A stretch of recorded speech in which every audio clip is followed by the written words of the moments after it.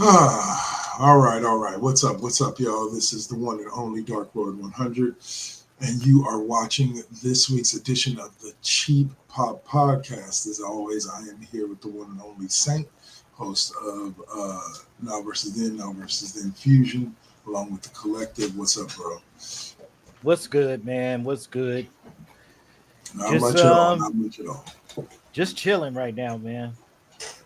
Yeah, yeah. Seems like the best place to be right now is just straight chilling. All right. Exactly. So as always, around here on the Cheap Pop Podcast, we like to challenge your mind.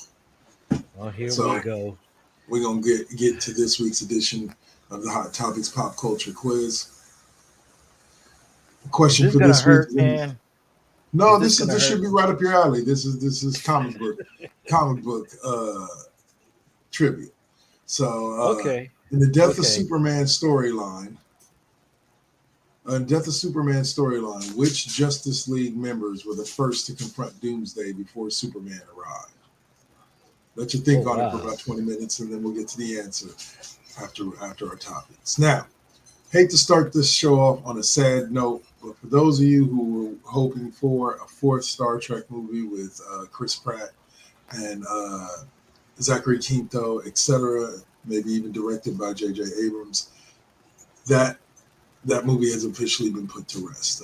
Paramount, who owns the Star Trek IP, said that they definitely have some Star Trek movies that they're wanting to bring to us, but it'll probably be a fresh storyline with fresh characters and fresh actors playing the characters. So I don't know, man. I don't know.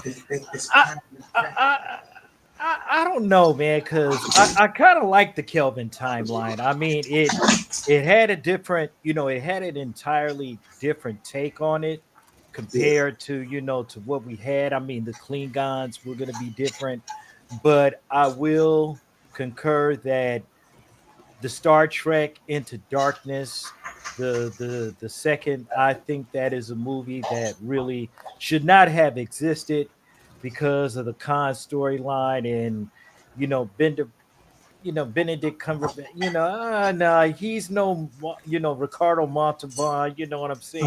Like, uh, nah, you just can't use that. And then the Kirk is dead, Spock enraged storyline, like, yeah, yeah, that, and moving just on wasn't top of kicking. ships, nah, nah. Uh, It was a nice try, but yeah, no. yeah, And it's gonna suck. I mean, I'm actually looking forward to the new Star Trek, Starfleet Academy. So I'm really looking forward to seeing that because that actually takes place in the 30th century. So okay. we'll see how that goes. Well, I'm glad to see that there isn't that there's at least one um, movie that company's not gonna try to. I gotta stop doing this. Hold on, I'm stuttering. All right, time for you to go. There we go. Well, I was streaming the 49ers game, but they're getting their butts kicked anyway, so we'll talk more Oh about that. yeah, well, we don't want to Uh, talk about we don't want to talk about my team. yeah, but let's see. But yeah, the Star Trek 4 will not be coming out. So for any of y'all that were hoping to get another movie with Chris Pine and Zachary Quinto as the characters Kirk and Spock, you're going to be vastly disappointed because there are no more coming. It's been put down for right now.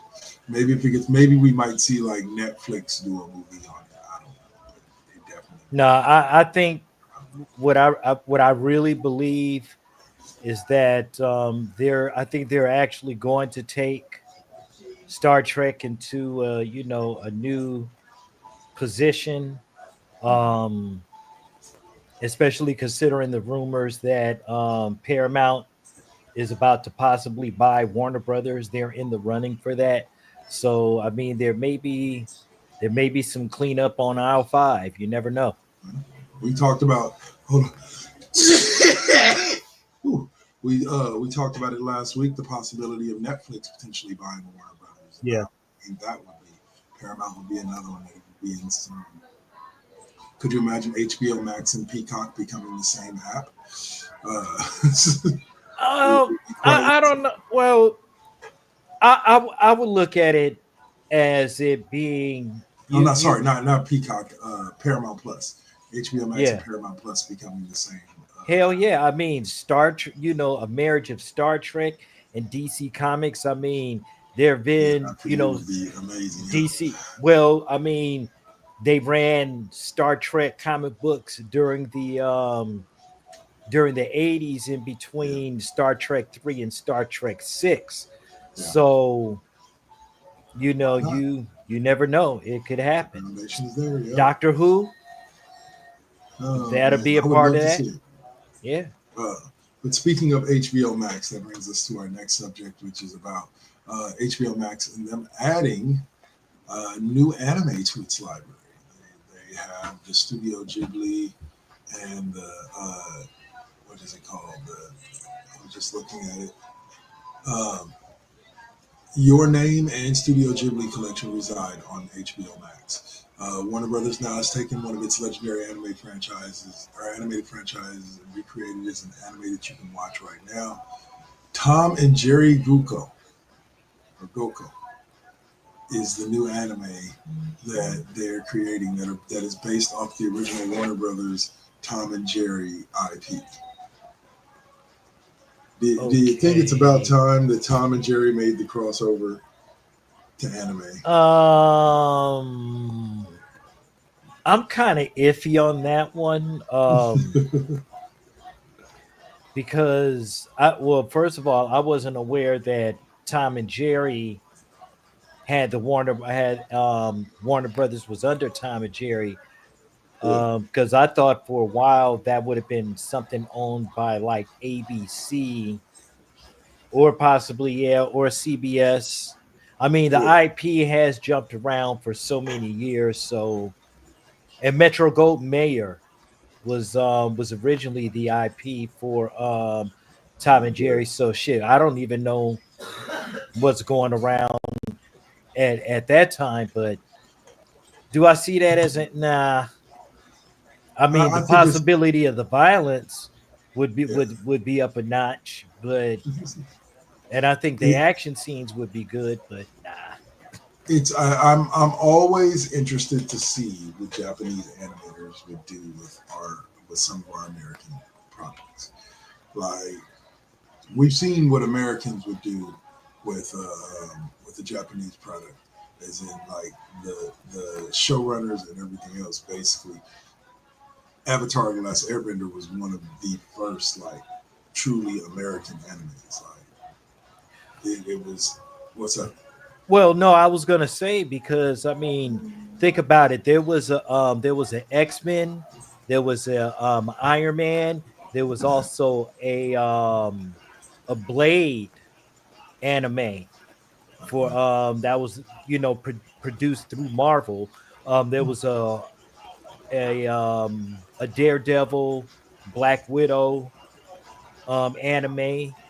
There have been a couple of other ones that they done. DC just was recently had the treatment for the Batman Ninja, and then they huh. just had one with the like right now on HBO Max. It's a um, it's a DC, it's a Justice League. It's a Batman Ninja, but it's like a Justice League movie, and it was actually pretty good. Was it? Oh Huh. yeah, I'm gonna have to check it out. I'm gonna have to check it out. yeah. What Superman's a would total asshole, so yeah, anime, whether it be in the purest Japanese form or in American form, is amazing to watch and fun to watch. Very deep absolutely. storytelling. So I think HBO Max adds some value to it by adding more anime. But I'm gonna have to check this out. So now to close out the segment before we jump into we jump out on that corner, that pop culture Yeah. corner, All right. is to answer the pop culture quiz question of the segment, which is In the death of the Superman or the death of Superman storyline in 1992, which Justice League members were the first to confront Doomsday before Superman arrived. Okay, that would be Batman, that would be Aquaman, that would have been Green Lantern, Hawkman, Wonder Woman, Good and possibly guesses. the Flash. I would say it may be wrong, but the Uh, quiz master says it was Blue Beetle, Booster Gold, Fire, Fire Ice, Eyes. Guy Gardner, and Bloodwind. Yep. Huh. Okay. Yep, that's So true. I forgot. I forgot about them getting knocked off before the big guns came in. before the big guns, yeah. It's Yeah. always the little guys, like the Teen Titans, that go out before the big guns come in. Oh man, no, I I did should watch have a known video that. I did watch a video the other day that had me dying, where Robin decided to challenge Batman. At first, he was whipping him up. It was a DC animated, and then all of a sudden you see Robin throw a smoke bomb and he jumps into it, and Batman just comes back like, "Nah, kid, you want these hands? You gonna catch these hands?" And I always saw Bruce Wayne as that type. Like he ain't gonna hold back. You ain't. I don't care if you is my kid. I don't care if I did adopt you. You gonna come at me? You gonna Oh get no, these no, hands? that's his son. Are you talking about the Batman versus Robin? Yeah, No, that's his that, son. That's that's Damian. Damien. That's Damian Wayne. Yeah, little bastard. Well, yeah, exactly, little bastard.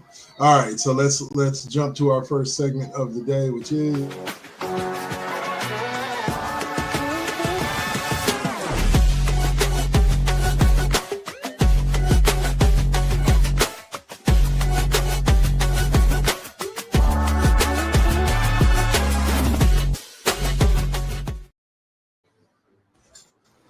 I like them all special right. effects, man. That's some good shit. Thank you, sir. So all right. So first up is our pop culture quiz question, of course. Let's see if we can stump my man again. What major Marvel Comics event from the 1990s saw Charles Xavier erase Magneto's mind, giving birth to the villain Onslaught?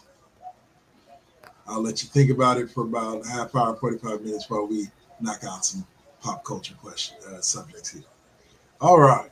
There are at least 6, if not more, upcoming sci-fi shows based off of books. Um, this site, Screen Rant, rated them, and the number 6 comes in as Consider Flebas by Ian. The book was, I guess, written by Ian Iain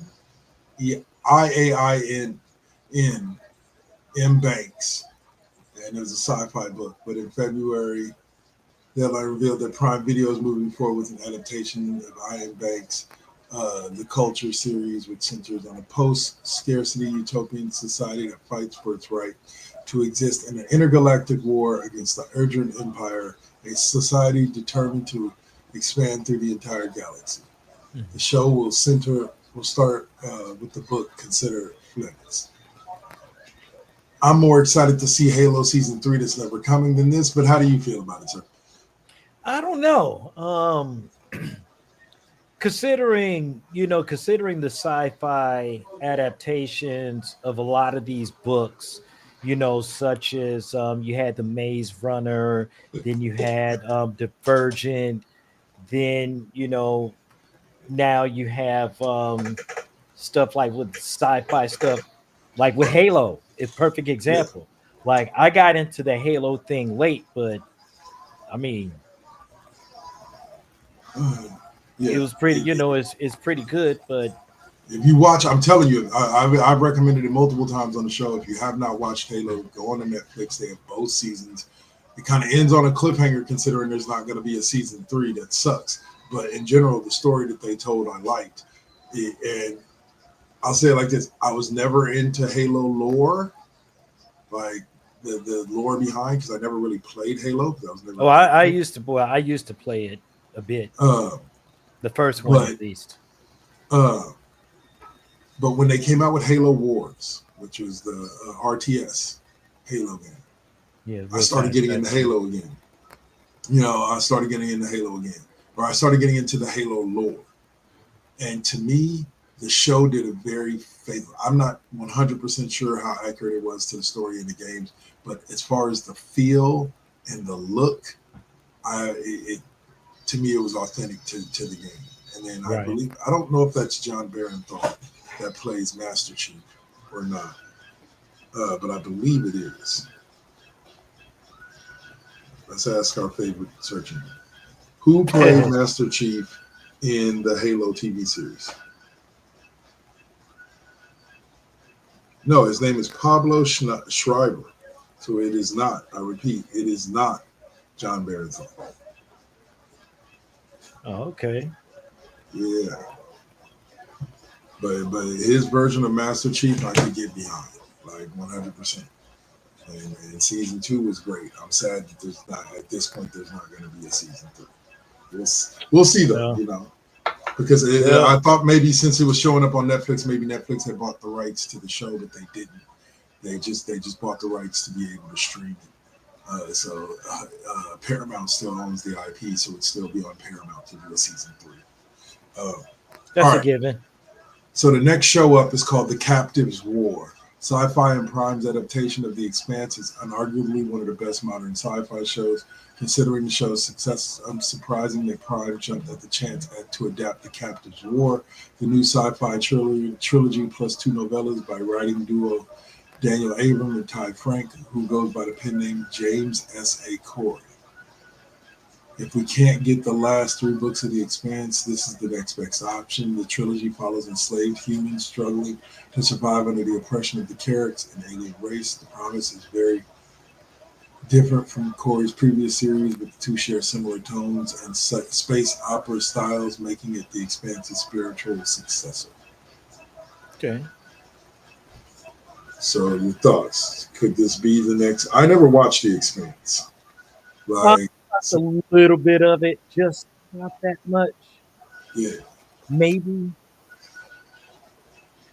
But the first book is called The Mercy of the Gods. The second book is Live Suit. The third book is The Faith of Beast.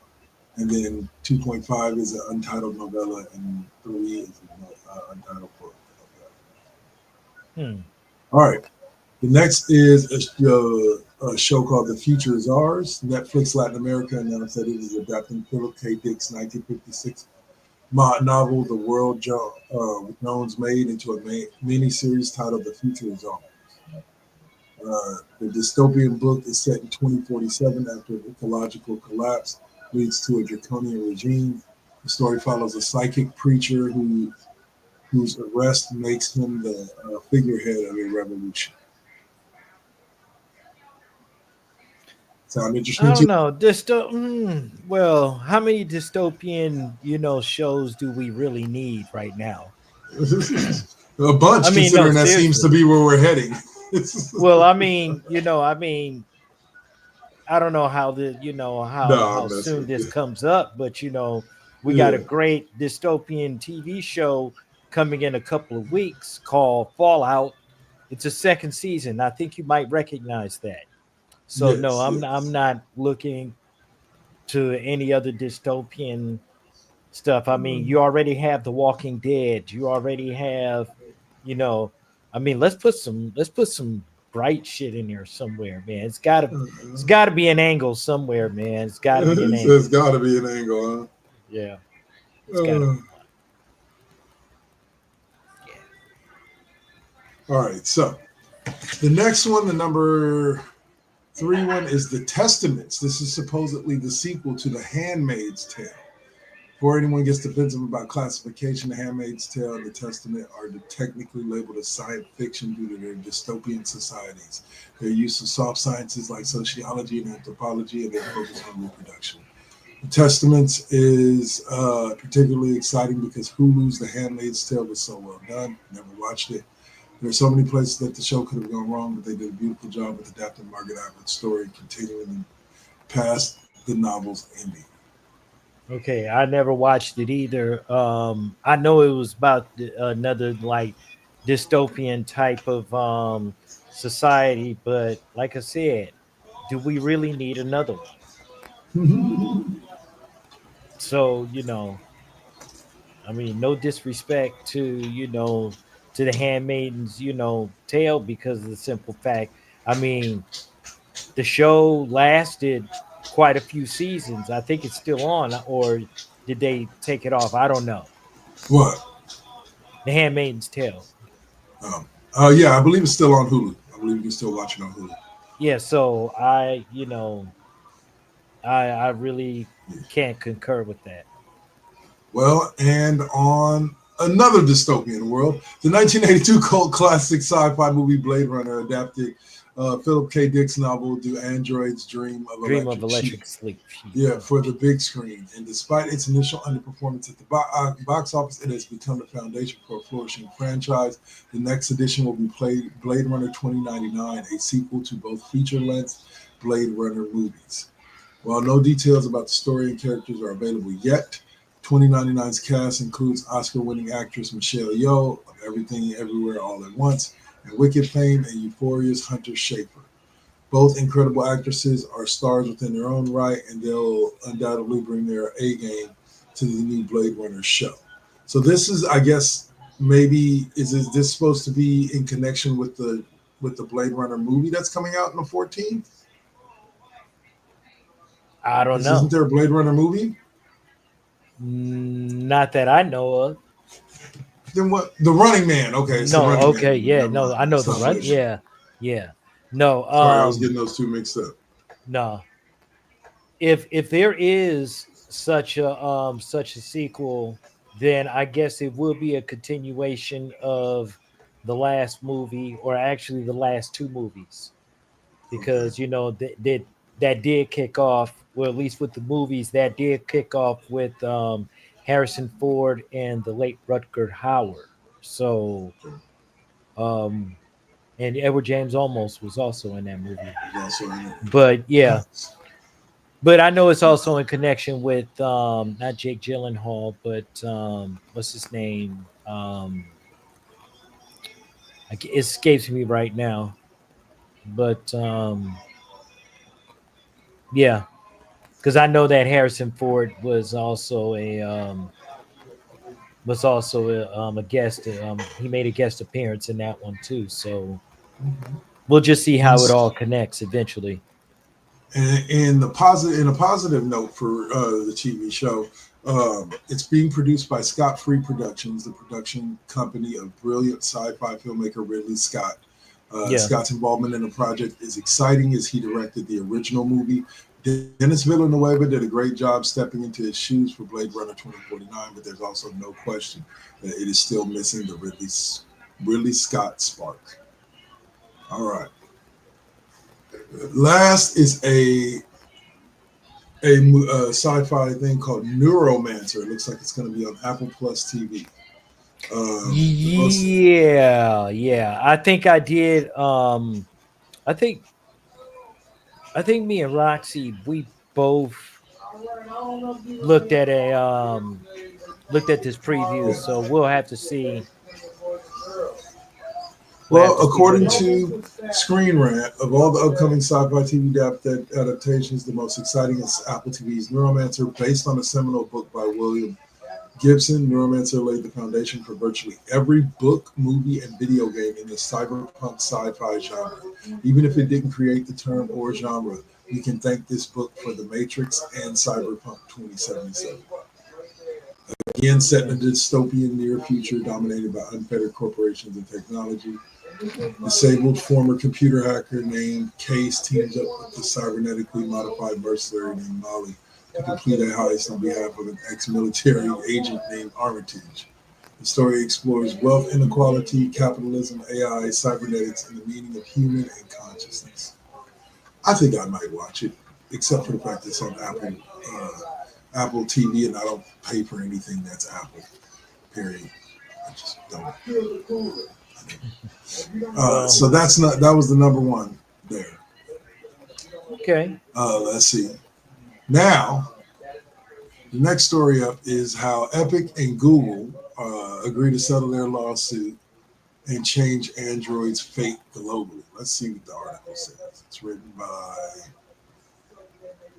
why is that the last thing to come? Sean Hostler. on TheVerge.com. Just once free court rejection wiped the complete victory epic. Both sides have agreed to settle this Tuesday evening. The third party storage agrees to changes the My Turn Epic's victory to a lasting.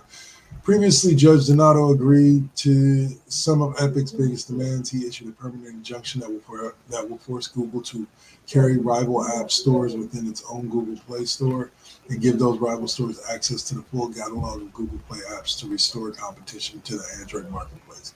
The injunction also forced Google to stop requiring developers to use Google Play billing after a jury found the company had illegally tied its app store to its payment systems. But those changes only applied to the United States, only lasted for 3 years, and didn't change how much Google would charge in app store fees. Now instead, Google is agreeing to reduce its standard fee to 20% or 9%, depending on the kind of transaction and when an app was first installed. It's agreeing to create a new program in the very next version of Android where alternative app stores can register with Google and theoretically become first-class citizens that users can easily install. And it appears to be agreeing to offer registered app stores and lower fees around the world, not just in the U.S. Well, lasting through June of 32, 6.5 years instead of just 3.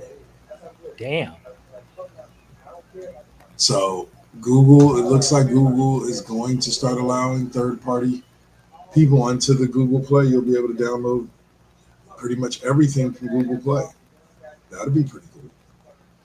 I mean, they pretty much do everything stuff like that now, but Yeah, that'll be a completely different animal, especially when it comes to the iOS. So yeah. we'll just have to see how that goes, especially with Apple products. All That would right. be interesting. All right. Speaking of dystopian, again, one of the greatest dystopian thrillers of all time is returning to theaters in time for its 20th anniversary. You want to take a guess at who it is and what it is? Hold on. 20 years. Can't think of it right offhand. The only movie I know that's about 20 years. Or no, that's 30, so that's even worse. I have no idea. V for Vendetta. That's okay. Celebrate. I did see something about V returning V for Vendetta is Trying to supposed to be point. returning back to theaters for the 30th anniversary The '06, the or '06 20th. film, yes. Yeah, I'm yeah, like, that's pretty cool. That's pretty cool. I remember V for Vendetta. I only watched it once, but it was a good movie. yeah. It wasn't Actually, something. a DC property if you kind of think about it. Part of Crazy. the imprint Vertigo. Where to go? Okay, okay. All right. Now, rumors has it that Warner Brothers has been said to have been forced into shotgun wedding for Matrix, Practical Magic, and Ocean 11 sequels. A bankruptcy court awarded Alcon the derivative rights to Village Roadshow's film library after Warner's higher bid was rebuffed. The studio is considering an appeal. Says, let's see what they say. In May, representatives for various studios, production companies gathered in LA law firm for auction held by Village Roadshow, one of the most prolific behind-the-scenes financiers in Hollywood. It had filed for bankruptcy earlier this year, and its vast film library and studio business were up for sale. Warner Brothers, which had a long-time partnership with Village Roadshow that soured in recent years, had execs among the attendees. They were interested not so much in the library, which generates roughly $50 million annually, but something called derivative rights that gives the owner the opportunity to participate in certain sequels and remakes. Those rights have emerged as something of a headache for Warner Brothers Discovery, with the studio refusing to develop titles in which Village Roadshow was a co-financier. That contributed to the legal blowup over the Matrix Resurrections when Warner's released the movie on HBO Max the same day it hit theaters during the COVID era. Says during the auction, WB set the base price line for the derivative rights and bid through 10 rounds, but Alcorn kept pushing the price higher until the studio's representatives hit the ceiling on what they were allowed to offer. Alcon emerged as the winner, purchasing the rights for 18.5 million. Okay, this is a bunch of business talk that I understand some of and don't understand other parts of, but basically it sounds like Warner Brothers screwed themselves. Alcorn got the win, and Warner Brothers is not going to have the rights to be able to do those movies, those other sequels. Yeah, it seems that Warner Brothers is really getting, like screwing the pooch or getting screwed by the pooch because you think about all their financial troubles, the unreleased Batgirl movie, the Mm-hmm. fucking Acme versus, Acme versus Coyote, the Coyote movie. Like, come Yeah, on, man. Like, what the hell? give me something worth watching, man. Give me something worth watching. Exactly. Uh, That's the point. but let's see. So that leads us into what is it? Ooh, a new Batman animated series releases its opening. Let's see if we can check this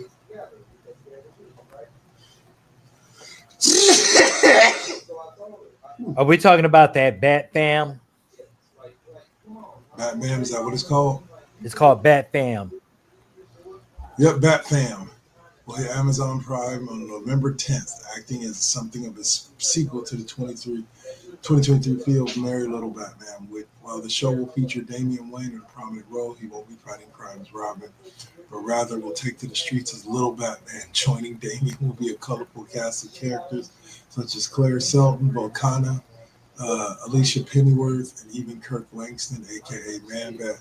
Joining the colorful cast is also the ghost of Ra's al Ghul, who will apparently be hanging out with Wayne Manor. Within Wayne Manor is something of a frenemy to those who live in it. We're gonna have to see. This is gonna be kind of funny, especially if Ra's al Ghul's supposed to be hanging around the Batcave. Okay, I could see that in the Damian Wayne and his little, yeah. Uh, all right, that looks pretty interesting. That Yeah, I looks could see pretty that. interesting if I do say so myself. Like I think I'll be tuning in for an episode or two. Yeah, I'll take a look at it. Everything Uh, Batman with me anyway. You know how that is. But there are some things I just refuse to deal with or to watch. and what does that say? Um, One of the Telltale series, and I think that's pretty much about it. Oh, and one of the Batman games, Batman and Robin, and Batman Forever. All right, I completely dismissed that. you completely dismissed those. All right, it says Warner Brothers confirms release window for the DCU's most hyped TV show after delay reports. It says DC Universe set to return in 2026 with several more movies and TV shows on their way from DC Studios in 2025. Became a successful year for the DC's Chapter One Gods and Monsters slate as DC brought the Man of Steel back to the big screen while also finally integrating Peacemaker season two into the franchise. Uh, Lanterns has let's see, we'll be back next year. There's uncertainty about which project will be out first. As Lantern has been reportedly delayed, Warner Brothers Discovery's Davidson confirmed in a letter to shareholders that the highly anticipated DCU drama is indeed set to debut in early 2026.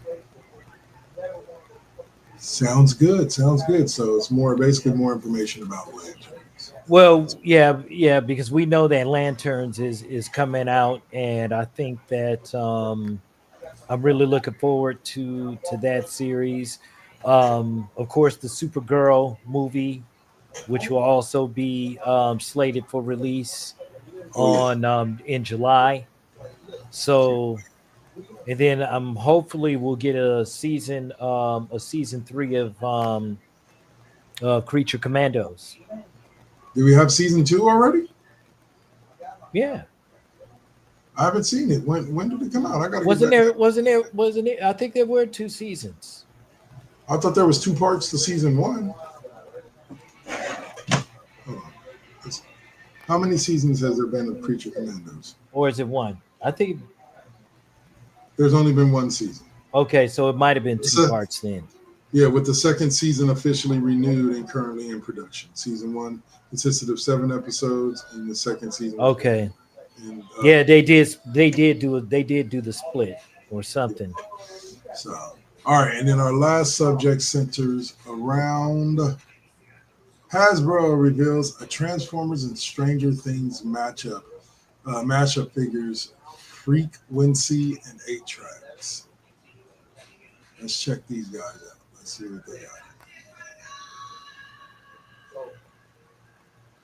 Let's see this. This would be interesting.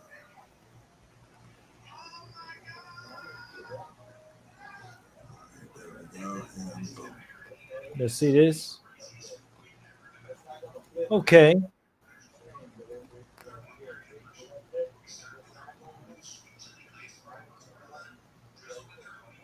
How do we get to the next one? Oh, there it is. Okay. Okay. Instead of Soundwave.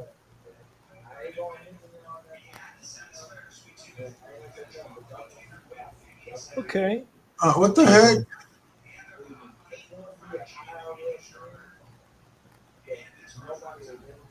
Okay. Okay. I'm too through with that one.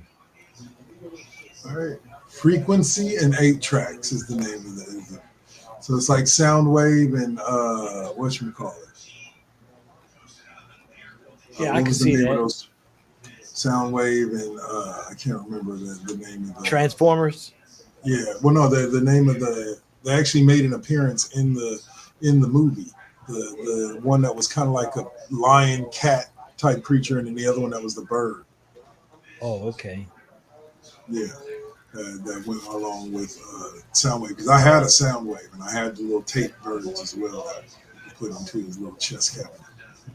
So, but right on. I'm pretty sure What was those will that? become Rat collectors. Bat and what was the other one? What was the dog? Ravage, Yeah, Ravage and Laserbeak. yes. What was the name of Soundwave Food Pets? Rat Bat, Laserbeak, Ravage. What was the name of Soundwave's 2 pets on Transformers? Laserbeak, yep, Ravage, and he also had a bird called Buzzsaw, and a bat named Ratbat. Rat Bat. You were right. Yeah. Oh man, I miss those. You know, Grimlock, such original names. Anyway, Me, Grimlock. No, all right, so we're gonna go on ahead, and that is our final pop culture subject for right now. So we're gonna go on ahead and get back to this quiz. Let's see how good the man's mind is. What major Marvel Comics event from the 1990s saw Charles Xavier erase Magneto's mind, giving birth to the villain Onslaught? let me see. The Avenger, not the House of M. Uh, 1990s was House of M 1990s? No, no, no, no, no. Wait a minute. X Men versus the Avengers. The Clone Saga. Yeah, I would think House of M. Oh, X-Men Fatal Attraction. It's put out in 1993. Uh, hmm. It's okay. It's okay. I'm Last week Dave zero. went over 4, so it's okay. Yeah, this can't be All right. right, man. With the comics, though, man. Yeah, you I'm sure? supposed to know Well, this shit. all right. So we're going to go ahead and take our break here right now, as we normally do. Bring up the commercials. Let's see. Let's see.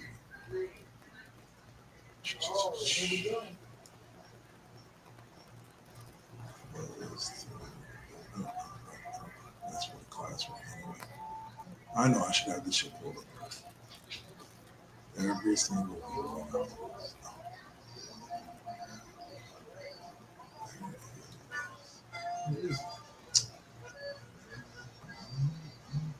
No, I did. I don't know where I. Oh, I know where I did. I'm a Forgot the commercials, huh? Yeah, no, I just forgot where I put them. Let's see. There it is. Let's hope it works. When I tried to use this last week on whatchamacallit, it didn't work out for me as well. But we'll see y'all after the break. It's been the Chief Pop Podcast. Peace.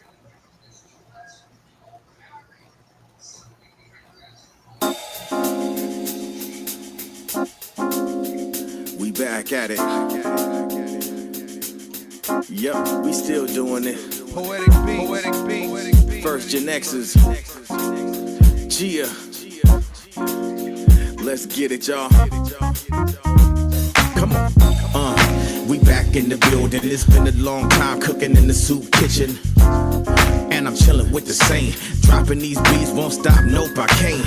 Let me get up in the lab, turn it up. Game on with the First GenXers, what's up? Let's flip on the switch or the Xbox and get up in my zone, I'm clowning. Let me clear my throat for a minute. Shout out to my folks while I'm in it. It ain't nothing but love, it's babe business. I really don't know what's so who ain't feeling this. And this is only the beginning. Now versus then, this is something for the chillin'. Poetic got the joints like McDonald's. I'm loving it. It's the First GenXers. We're now rocking with Poetic Beats. This is the First GenXers production. Get your PlayStations out. Get your Xbox out.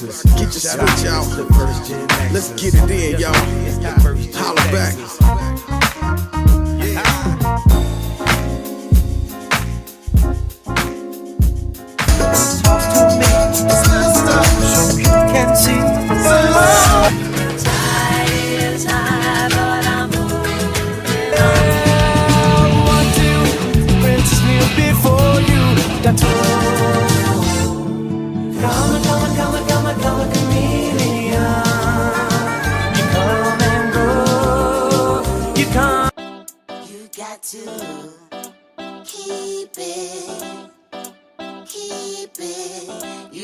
To keep it lovely, you got to keep it,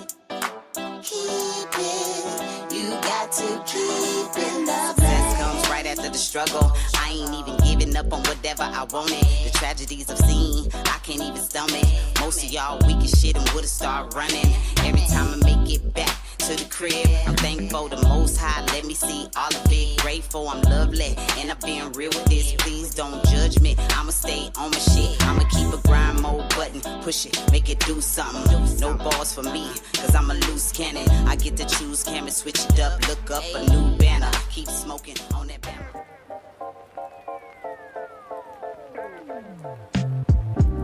So we're gonna get to talking some NBA free agency. The Dolphins trade Jalen Ramsey. Okay. Anyway, so we'll start out with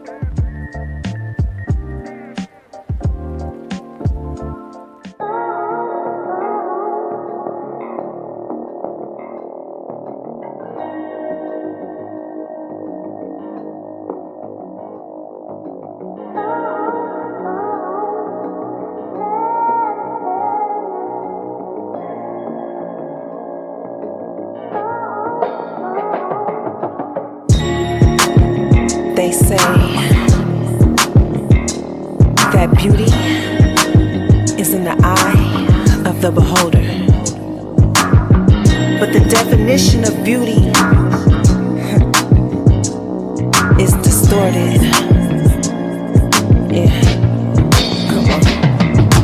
Searching for yourself, so insecure about the way you look, so you go to Miami. You can't find the love within yourself.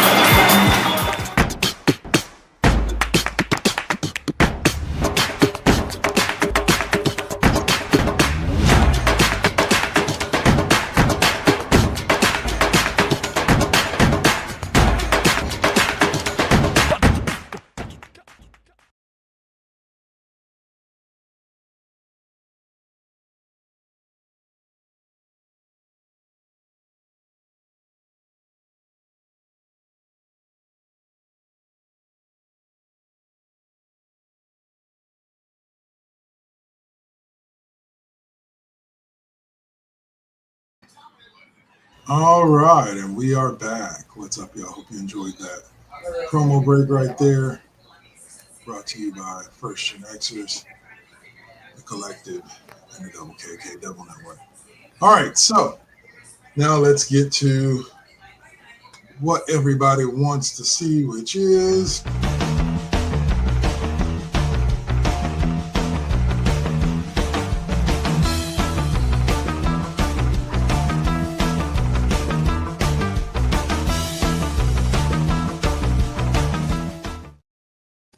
here we go. The Cheap Pop Podcast. All right, so we always, as always, kick off with another pop culture quiz, testing the brain and seeing what we know. Which independent comic publisher was founded in 1992 by several ex-Marvel artists, including Todd McFarlane, Jim Lee, and Rob Liefeld? Saying, I can see on your face the answer is already in your head, so just hold on to it for a quick minute while we talk. Oh, absolutely. That's while we talk some Monday Night Raw. So yeah. Let's discuss that. Coming hot off the heels last week of Saturday night's main event, what I thought was a pretty good show. We had Monday Night Raw for this week, and I did get to see this. Some of my favorite moments were Dirty Dom being confronted by Rey Mysterio. Okay. I hope if they do end up facing off with each other, it's over the AAA Mega Championship. Can we kind of like address the little small elephant in the room? Because look, CM Punk made that wonderful, great speech that he opened up with, thanking his wife and everything, but that department where he kind of gave Seth Rollins that like when he flung the belt around, give belts around and shit. That was for you, Seth. But that one part where he says, we'll send you back home. You come back up in here, on this go round. We'll send you back home. Like, oh man. Yeah, that was good for me. But congratulations to the one and only CM Punk. I think this would be his third time with the This is the third championship within the WWE, I believe. But his second time holding the world. He's really the only person that's ever held the classic world heavyweight title, and now the big gold belt and this belt. Yeah. And this version of the big gold belt. So kudos to him. Big time. And that's a big deal. 100%. And I've been wanting him to finally see, get back in there. Because he's got a lot of things to take care of. As we saw Raw open, we saw who pretty much you can pretty much almost guarantee who's going to be facing off against him. But first, Logan Paul thought he was going to come out and challenge CM Punk for the belt, but unfortunately he got laughed off. And then when it came time to fight alongside Punk, because the Vision was about to jump him 2-on-1, of course. Logan Paul acted like he ran away, and he came back and got his ass beat. And CM Punk came back, though, and helped him out, because CM Punk is the good guy champ. So he came back with a chair and drove Braun and Braun out the ring. Let's see. And then we got, like I said, Rey Mysterio confronting Dirty Dom, which is one of my favorite parts, because I love the character that Dom is playing right now. Ray looks at Dom and goes, "You think you're better than," like naming up all these luchadors. He's like, "You think you're better than Eddie Guerrero?" And Dom's like, "Yeah, I'm better than Eddie Guerrero. Yeah, I'm better than all of them." I was just like, "This is gonna be fun. Ray almost hits a 619, but doesn't completely. Yeah, I'm liking this whole, deadbeat dad and thing angle, and I mean, it's really been running this whole, I think it's now been running almost three years. Yeah. with the Almost. with the deadbeat dad situation and so forth. And Dom has really changed. He went from from simp to pimp. And I as didn't far simp as to him. yeah, and as far as I'm concerned, he's got a little he's got a little bit of respect under his belt. Yeah, He's an yes. asshole, but he's a dirty asshole. Yes, and those are smelling just bad. Anyways, all right. So we also had Becky Lynch show signs of losing her mind amidst everything going on. She keeps talking about Lyra and Bailey and what's her name, uh, Maxine Dupree. Want to kill her. And she's just slow. You know, I, Maxine Dupree is she's like an anomaly. You know what I'm saying? Like she's not total 100% wrestler, but at the same time, if Becky Lynch has a problem with her, I mm, think she would have. I think she's great as she is, but I think she would have fit in better during the Diva era of WWE than now. yeah, Like, no offense to her. Like, I think she's a great women's wrestler. She's coming along amazing. But I think if you put her back during the times of like Kelly and Stacy Keebler, I think she fits in just fine. Long legs, blonde hair, cute face. She fits in fine. Now she's a little bit out because she's not as good in ring as, say, a Charlotte Flair. You know what I'm saying? But she's not bad in the ring either. yeah. That's why I So, said she's a yeah, like I said she's an anomaly yeah. as far as the Uh, wrestling aspect goes, though. the first two matches of the time is now, or last time is now, tournament were announced. They will take place on November 10th, so this upcoming tomorrow, this upcoming Raw tomorrow. And the first round matchups will be Rusev versus Damian Priest and Sheamus versus Shinsuke Nakamura. Okay, Shinsuke, and you said wait a minute, hold on. Did you say Sheamus? No, yes, it's Damian Priest versus Rusev and Sheamus versus Shinsuke Nakamura. Damian Priest versus Rusev. This is going to be a banger. Yeah, that'll be a banger. But the interesting aspect is Shinsuke versus Sheamus. Yeah, Now, to me, that'll be attempted brogue kicks all the way around, and you already know Shinsuke is, that's that strong, that strong style yeah. technique. So yeah, out of those two matches, I think that will be the kicker for me. I I think that can would be the she's kicker. I can see Shinsuke winning that match. I can see Sheamus winning that match. But all I know is that It'll be a it's slobber going knocker. exactly they are going to beat the living snot out of each other, and they're going to love every minute of it because that's the type of person that those two are. Yeah, they But that love will to be fight. yeah, that'll be next week on Raw. As far as the matches that took place this week on Raw, before we get to the close of Raw and what happened there. You had AJ Styles and Dragon Lee retain the world tag team titles against Finn Balor and JD McDonough. Mm. The team of AJ Lee. Yep. You have the Kabuki Warriors. I believe they beat Lyra Valkyria and Bailey. You had Stephanie Vaquer and Nikki Bella, who I believe lost to Roxanne Perez and Yeah, Raquel Rodriguez. And then you had Penta, who won by, I believe, disqualification against El Grande Americano. Cano. yeah.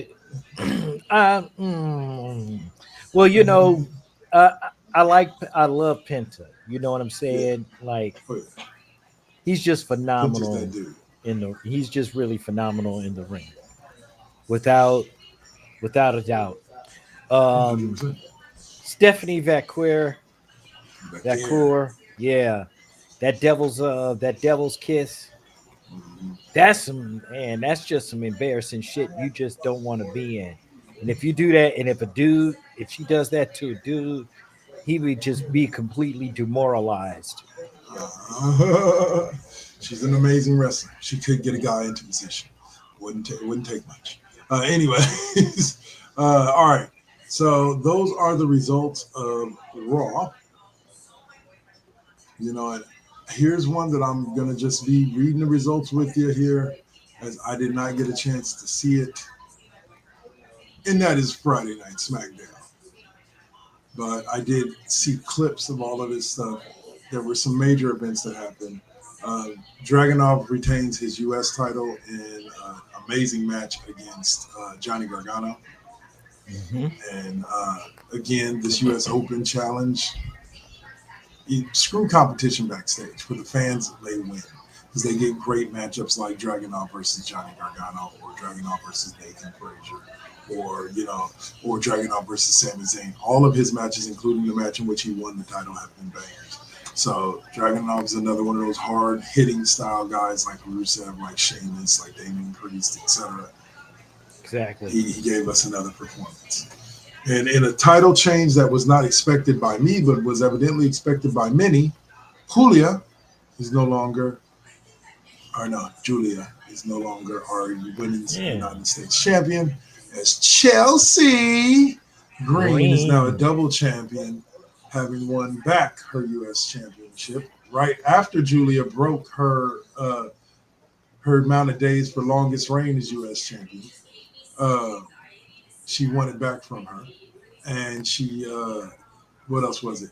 And she's also the AAA intergender tag team champion with Ethan Page. So Chelsea Green went from not even being on the roster like 5-6 years ago, maybe a little bit over 5 Chelsea years 2 ago, belts to Chelsea 2 belts.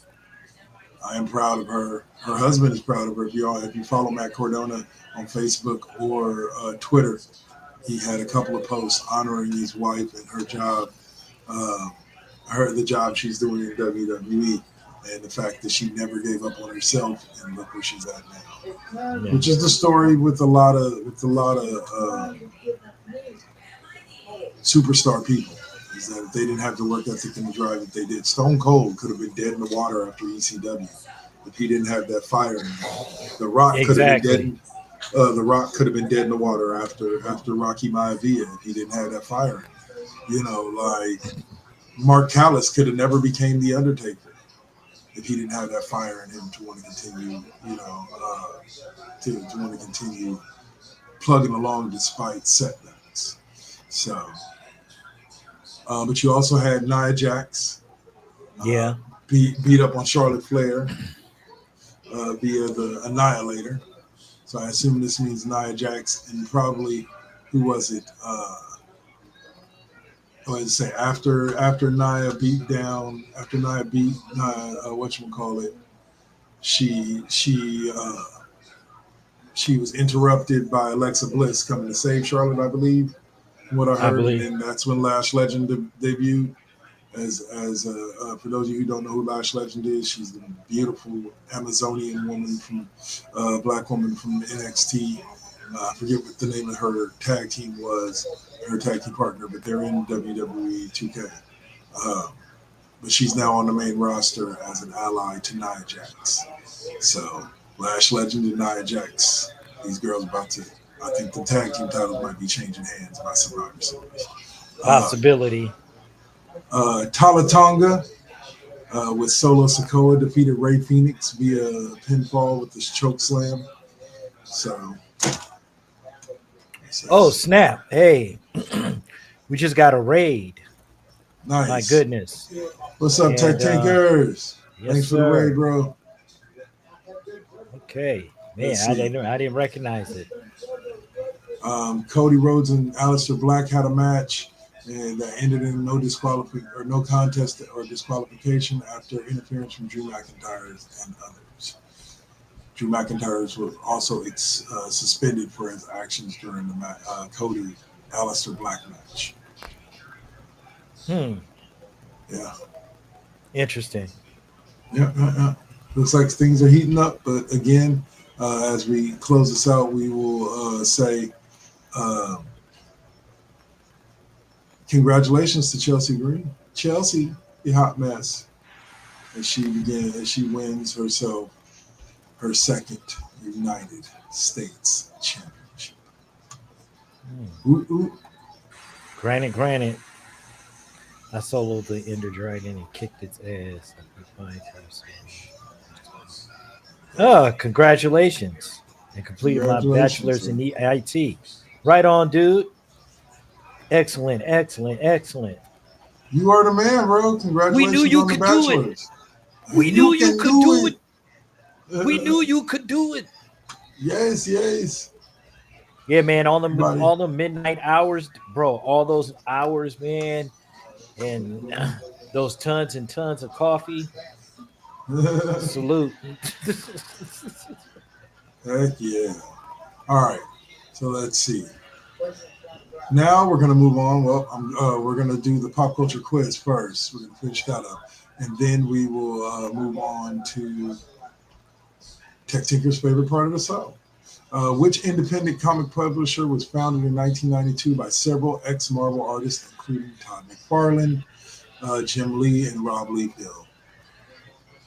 Yeah, The name I of call that him Rob Liefeld, but that is Liefeld. Image Sorry. Comics. Ding, ding, ding, ding, ding, ding, ding, ding, ding. Yeah. Saint got 1 out of 3. The man is on the roll. Watch out for the final question. All right. Troubleshooting hours with the Saint. Late night calls just to tell him to push the power button on his and to turn on his PC on and off again. Isn't that the go-to though for most IT guys? Did you turn it off, turn it back on again? All right. And that drops us into our final segment of the day.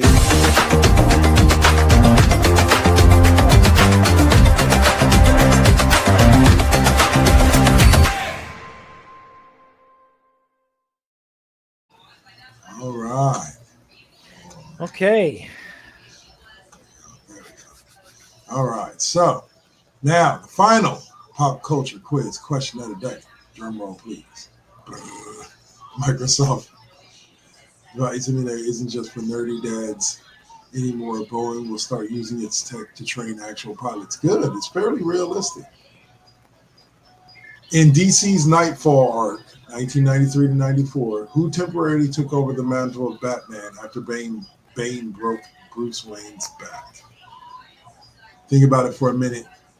If you know the answer, drop it in the comment section.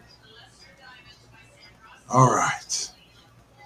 Opening subject of video game block is delisted Xbox 360 games appear on the Microsoft Store, hinting at a console and PC backwards compatibility. Saint, this story was thrown into our block specifically for you. What are you thinking, bro? Oh wow. Man, what delisted games? Well, considering Left 4 Dead, Left 4 Dead 2, Jurassic Park is looking like. wait a minute, you mean the original Left 4 Dead first one and second one, Yep. and they're bringing it back? It says in some regions, previously delisted Xbox 360 titles on Microsoft Store are now showing a coming soon label. It's unclear whether this is an intentional change or a technical glitch. Well, I hope so because I guarantee you, Left 4 Dead, the Back for Blood, Hmm. that sucked. I'm sorry, but that's crazy. What are the other games up there I see? Yeah, I'm trying to get it bigger for you. Okay, so and all of those are delisted. So now, if Lost Lost Planet, Planet, but I I could already have Lost see. Planet on my Xbox Series S. At least I think I do. I know that one. Let me see the Left 4 Dead games. I see the Jurassic Park. I see the Batman game. What Hmm. the Arkham It looks like Origins. Arkham Origins. Yeah, Let me see what else is on there. Orcs That and looks like Men. Catherine. Paintball.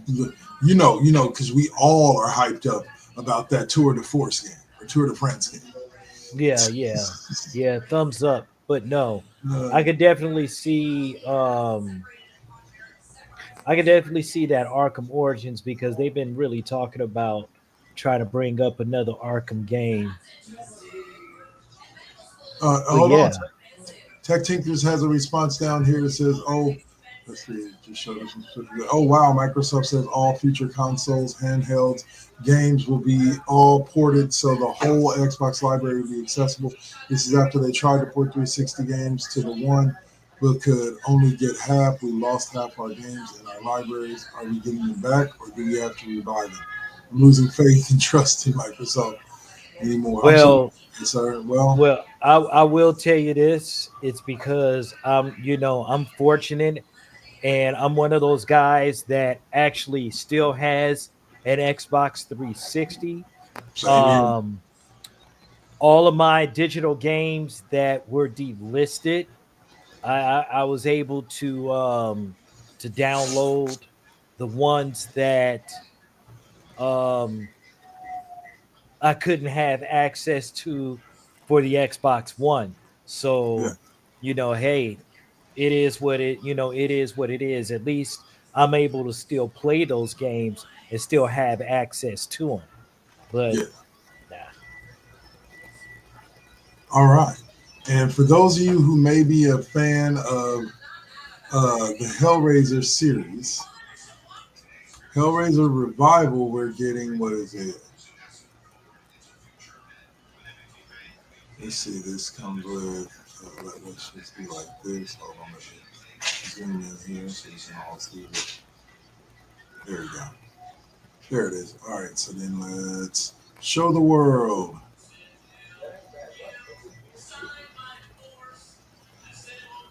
There is dun, dun, dun, dun, Hellraiser Revival Pack that comes with official art book, 27 by 40 poster of Revival, the enamel pins, the PlayStation 5 or Xbox Series S or PC game, the Cenobite statue and puzzle box with red features, the collector's edition box, fine art print, digital soundtrack, and trading card pack. You know, All let's for like $200, 199 oh, 99. okay. Well, first of all, I definitely would have to see about a Hellraiser game because you got to think about it. You have Dead by Daylight, which you do Huh. have a lot of the characters like Freddy Krueger or even Michael Myers. They make their appearances as either a killer or you have other people running around like victims. Then you have fucking you had Evil Dead. Huh. That was a live service game and so forth. And all of these characters, Terrifier, um, all these Okay, do that. games, yeah, all these games are kind of resurging with these slasher movies and shit. But do we really need another one? And I mean, can Hellraiser, you Be that know, IP, who knows, man? can I mean, can they pull it off? Can they no seriously? Can they really pull it off? Because even the Evil Dead, the Evil Dead game was great. It had all of the characters in there from the movies, including the TV show, but it kind of fell apart. You know what I'm saying? Like Yeah. even the Friday the 13th game, you know, the Texas Chainsaw Massacre game. These are all live service games, or all like, We'll see. We'll see. come All on, let's. right. Expect short storage price increases. Hard drives on back order for 2 years as AI data centers trigger hard drive shortage. Okay. Tech Tingers is going wild in the comment section. Let's see. Yeah, well, you know, it, of course you're gonna get, or of course you're gonna get those kind of increases. I mean, let's look at it this way. Even GTA has been delayed yet again, Delayed and and delayed yeah, and delayed. Yeah. yeah, and now they're pulling up to November 2026. I can't wait for this to drop simply because we know that and I believe that this game is going to be at least, I'll say, just the story alone is probably going to be about 180 gigs. I Good lord. swear. I could believe it Oh, because it's, I mean, right now, even with Mortal Kombat 1 right now, what we all have, right, well, at least for me, it's 170, it's about 170 gigs. man, these game prices are getting or game sizes are getting ridiculous. NBA 2K was 130 something gigs without any downloads or anything like that. Yeah, yeah, yeah. Storage space is getting storage space is getting ridiculous. I bet it is. Yeah, yeah, it is. All right, so next station up or next story up is Cyberpunk creator Mike Pondsmith told Keanu Reeves, "Contact me because he has ways to bring Johnny Silverhand back from the dead for Cyberpunk 2." So, what do you think about that, Sing? You played the original Cyberpunk. Yeah, well, I did play. I didn't finish it, but Yeah, I will say this: anything involving Keanu Reeves in any of the characters that he does, I mean, they brought back Neo from the dead, so yeah, anything is true. possible. Very true. They brought Constantine back from the dead, and he gave him the finger. You know what I'm saying? Trying to go to heaven and all that. So yeah, yeah, Uh, yeah, he, let's just bring him back. You know what I mean? just kind of let y'all know what tech is like. He said, "We're going to add an external drive onto your console. Expect price increases. Console releases. Don't be surprised if prices get increased." Oh yeah, we knew that. Here's why: while GPUs empowering computations, they figured out how to cache to the hard drive, so GPUs aren't retaining. Just calculating, giving the GPUs more ability. Storage is becoming more utilized and soon to be combined with RAM. I I can feel believe you, that. but I was going to tell you anyway. Regardless, console prices are going to keep going up as long as they know people will keep paying. They keep upping them by a little bit. They've been doing it since the Xbox 360. They keep upping them a little bit and a little bit more and a little bit more.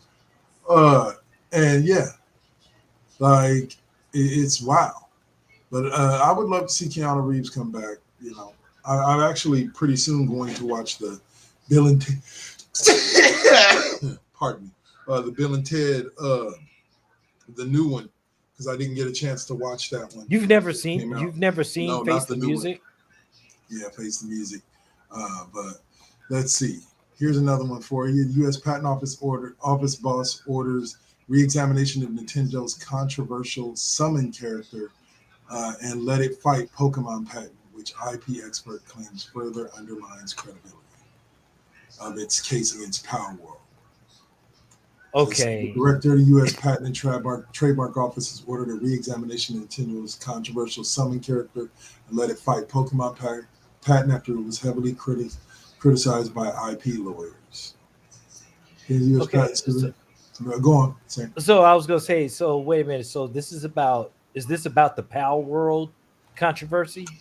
I don't think so. I just think that it's about the he's saying that he's just saying we got to re-examine this. Like this was decided on long ago, sort of, but we need to reopen it and decide what we're gonna and like come to a new conclusion because we may have come to the wrong conclusion. At least that's what I'm getting from Hmm. Oh, it. Okay, so here is a really uh, well. First of all, let's say congratulations to Arc Raiders, who according to Tech Tinkers hits 400K for Steam's user account, which is really good. Uh, yeah. here's my I've been wanting to play that fucking game too, but yeah. I just I haven't had the opportunity to like really dig into it. But I've been hearing great things about this particular game. So I would really like to see. I really like to see where this one goes. All right. Well, I will say we'll have to check it out. All right. So Alrighty. here we go. Here's the headline that's going to crack you up. Developers warn that they may be breaking the law by making video games unplayable. Video game developers could be in a breach of consumer protection law by effectively switching off titles, rendering them unplayable for customers who have bought them, an MP has stated. The Labor MP for Leeds Southwest Morley highlighted concerns that this practice is unfair given the purchasers are not explicitly informed of this possibility at the point of sale. Mr. Seward, who is a member of a paramilitary group focused on consumer protection, also voiced fears that such precedent could eventually extend to physical goods as digital technology becomes increasingly integrated into our households. When you buy something, you should have the right to keep it. Let me be clear about the ask here. I am not demanding that publishers keep servers running forever. Campaigners are not asking for indefinite technical support. We are not asking these companies to keep pouring resources into a game that they themselves are finished with. What we are asking is fairly simple. Publishers should not be able to deliberately disable every copy of a game that consumers have already purchased, leaving them with nothing. The publisher should have a duty to ensure that the game purchased and owned by the consumer remains playable in some way. I can agree. Well, I can agree with that because the Avengers is a prime example. The game, the live service shut down, Yeah. and I was able to still play the game, as is, and I still haven't beat that. I still haven't beat the game yet, but I mean, I'll give you're another prime example. able to play it. I'll give a prime example for those people who might not be getting it. If you play NBA 2K, I had a friend of mine, Swab. They give you like 50 years in your My Player career. But if you're not playing 2 or 3 games a day, you're not going to get through that before the servers shut down and you lose access to your game. At minimum, you should be able to download your file off the main server to your hard drive and still play your My Player offline. I can understand shutting down the servers and shutting down all of the multiplayer, all the co-play, all the cross-play on the internet. I can understand that, what I'm saying, playing against people on the internet. You can shut all that down, but at least allow the individual game to be played, the My Player and the franchise mode to be played offline once the servers go down. That's the biggest complaint that both me and Swap have had about the NBA 2K franchise. Right. Just trust me, it sucks when you go to fire up that copy of NBA 2K17 and you can't access your player because the servers are gone. It's quite irritating. All right, so that being said, let's hope that I don't want them to go to jail or nothing, but come on, man. Let's get it right. All right, and final subject for today is about Sony. Sony files lawsuit against eBay seller accused of selling counterfeit PlayStation 5 accessories. They are seeking up to $2 million in damages. Whoa. Somebody want their money. It is said Sony's legal war against counterfeit PlayStation products is showing no signs of slowing down. Over the past several months, the company has quietly filed multiple lawsuits across the U.S., targeting dozens of online storefronts accused of selling fake or unauthorized PlayStation branded items on platforms like Amazon, Walmart, and AliExpress, and more. These cases have become a key part of Sony's effort to clean up its brand presence online, and now another seller has landed in its crosshairs. Tencent pushes to throw out Sony's light. No. According to a new complaint filed in October 25 in Illinois, Sony Interactive is suing eBay seller operating under the alias Zalcon 002. The case is assigned to Judge Hajari. The lawsuit obtained accused the seller of trademark infringement and counterfeiting, alleging that the seller directly targets business activities towards consumers in the United States. through a fully interactive e-commerce store and has sold unauthorized products bearing SIE's trademarks to the residents of Illinois. So, what do you think, bro? Interesting. Wow. Well, I will say this. I will say this. For those that can't really like afford like some of these accessories, I mean, let's face it, a PS5 controller itself is damn near $70. Yeah, Okay. It's damn near 70. Like, you just can't shell out $70 for a controller as just as much as with the as it's almost that's pretty much the price of a game. yeah. You know what I mean? And the maintenance and stick drift and all that other kind of stuff. So yeah, that shit can be Quite. that should be could be quite cumbersome, man. Like, Well, dude. he says $35 for a controller is trivial. Even here's the thing about it. I think that systems should be sold with enough controllers for up to 4 people to play. Period. The system should be sold with 4 controllers. There should be no need to go out and buy a controller unless you broke a controller. And the controller that are available should be Sony IP controllers, but they shouldn't be 60, $70. It should be like 35, 40. Like max.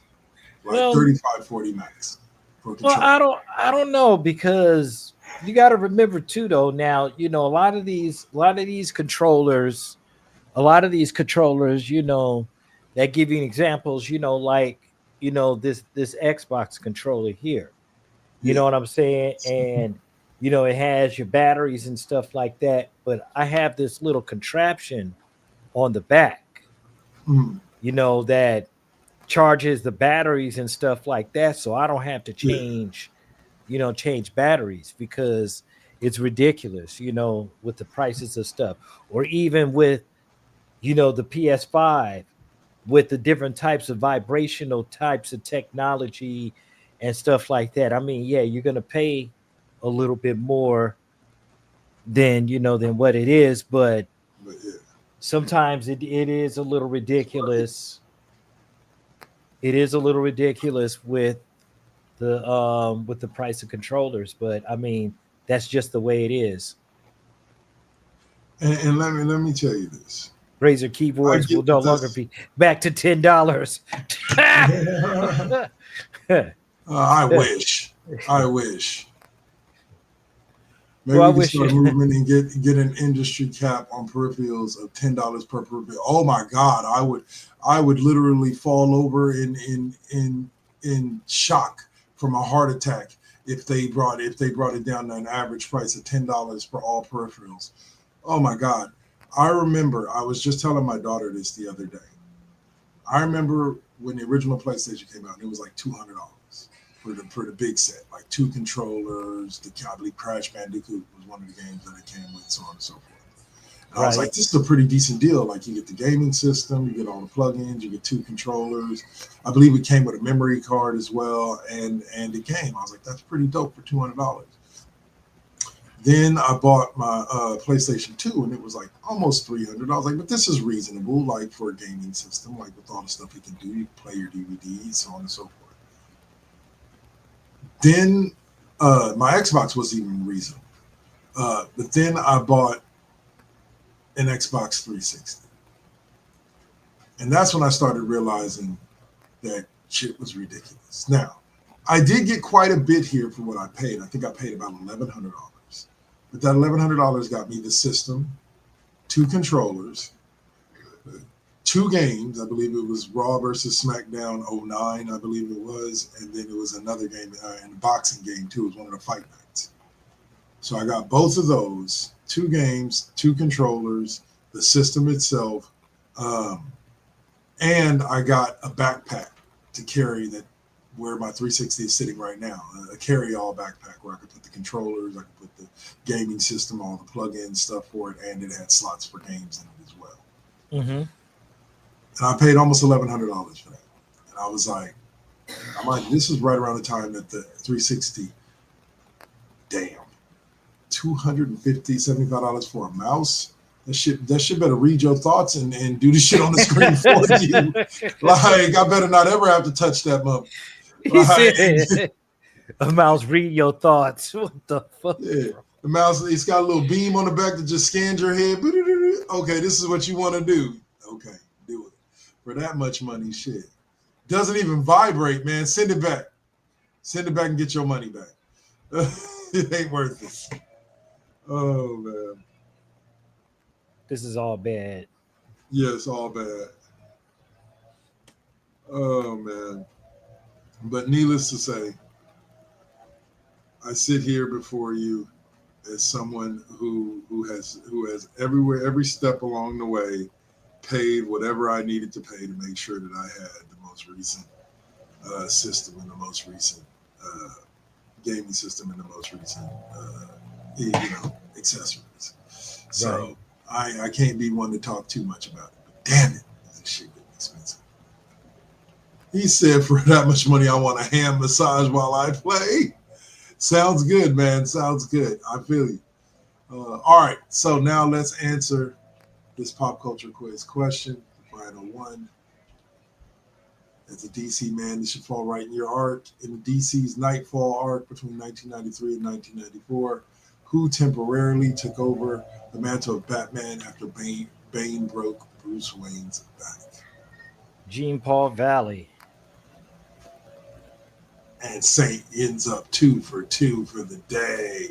Yeah. All right. 2 out of 4, really. That was one of the most important. That was one of the most important bat arcs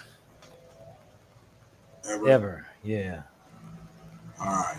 So that brings us, guys, to our closing segment and our final segment for the day, and that is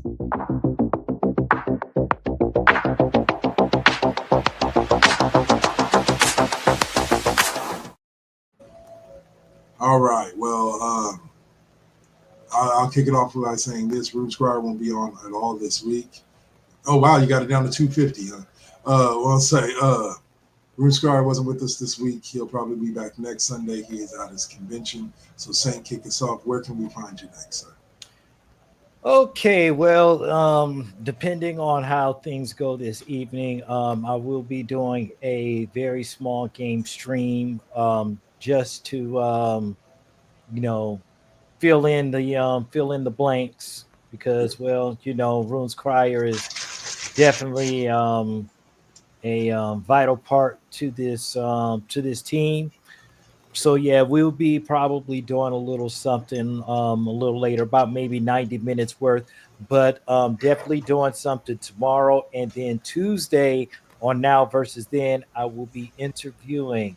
We'll be starting again with the streamer series, and we will be talking to Novocaine Omega, or Black Girl Gamer.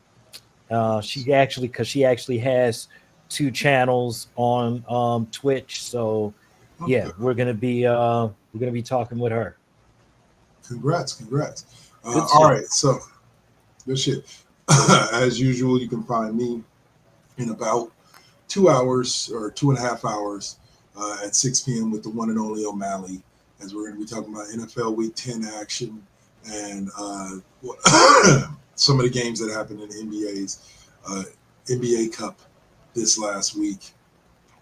Unfortunately, Jay to the row, we say thank you 100% for the raid, but we are close to signing off here. So we are going to wrap this up, but we always appreciate the support, sir. Shout out to you. And squad up. Squad up. Remember, guys, what up, Music is Me 1971. Nice to see you. Don't forget, every Saturday at 85p, we will be, you can find replays of this show, The Classroom, and KD5P on the website, www.2kkktnetwork.com. You can scan the QR code and it'll take you right there. Other than that, y'all stay blessed, stay up, and we going to be out. I'll see you in half hours. We're raiding out to Creed's Classy Bling, so let's go. Peace out, y'all. 3, 2. Bye.